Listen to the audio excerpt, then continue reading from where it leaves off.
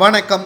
கூட இருந்து குழிபறித்த ஸ்டாலின் கடும் கோபத்தில் திருமாவளவன், நான் ஏற்றி வைத்த கொடிக்கம்பத்தை என் கண்முன்னாலே அகற்றிய காவல்துறையினர் மீது நடவடிக்கை எடுப்பதற்காக தற்பொழுது மேலிடத்திற்கு செல்லாமல் தற்பொழுது அமைதியாக இருக்கக்கூடிய திருமாவளவனின் அரசியல் நகர்வு மிக பெரிய அளவில் பாதிப்பை திமுகவிற்கு ஏற்படுத்துமா, இதனால் இவர்களுக்கு இருக்கக்கூடிய நட்பும் முறிக்கப்படும் என்ற தகவல்களும் கூட்டணியிலிருந்து முழுமையாக திருமாவளவன் வெளியேறப் போவதாகவும் செய்திகளை நம்மால் பார்க்க முடிகிறது.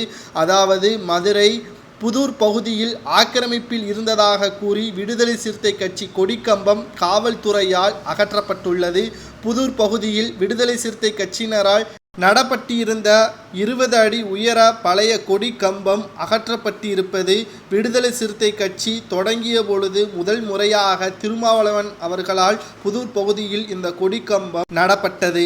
ஆனால் தற்பொழுது அவரது கண் முன்னாலே இந்த கொடிக்கம்பம் அகற்றப்பட்டது திருமாவளவனுக்கு மட்டுமல்ல, விடுதலை சிறுத்தை கட்சிக்கும் மிகப்பெரிய ஒரு பேர் இழப்பை ஏற்படுத்தும் விதமாக அமைந்திருக்கிறது. அதாவது எல்லோருக்கும் ஒரு கட்சி ஆரம்பிக்கும் பொழுது முதல் கொடிக்கம்பம் சென்டிமெண்டாகத்தான் இருக்கும்.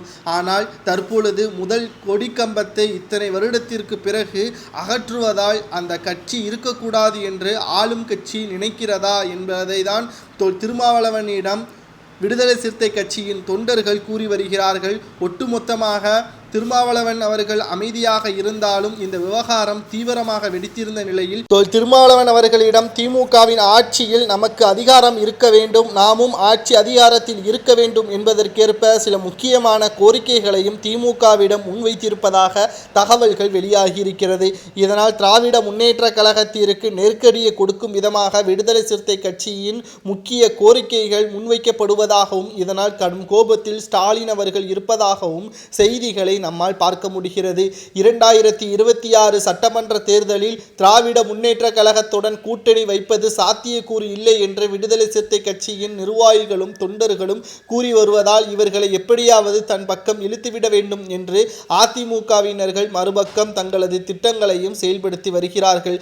இதனால் விடுதலை சிறுத்தை கட்சியினர்கள் நிதானமாக முடிவெடுப்பார்களா அல்லது இன்னமும் திமுகவை நம்பி கைகட்டி தான் நிற்பார்களா என்பதும் தற்பொழுது அரசியல் வட்டாரத்தில் செய்திகளாக நம்மால் பார்க்க முடிகிறது. என்னதான் இருந்தாலும் அரசியல் அதிகாரத்தை பயன்படுத்தி கொண்டு ஆட்சி அதிகாரத்தை கூட்டணி கட்சிக்கு துரோகம் விளைவிக்கும் வகையில் ஸ்டாலின் செயல்பட்டது முறைகேடானது. எத்தனை இடங்களில் திமுகவின் கொடிக்கம்பம் புறம்போக்கு இடத்தில் இருப்பதை நம்மால் பார்க்க முடிகிறது என்றும் விடுதலை சிறுத்தை கட்சியின் நிர்வாகிகள் கூறியுள்ளனர்.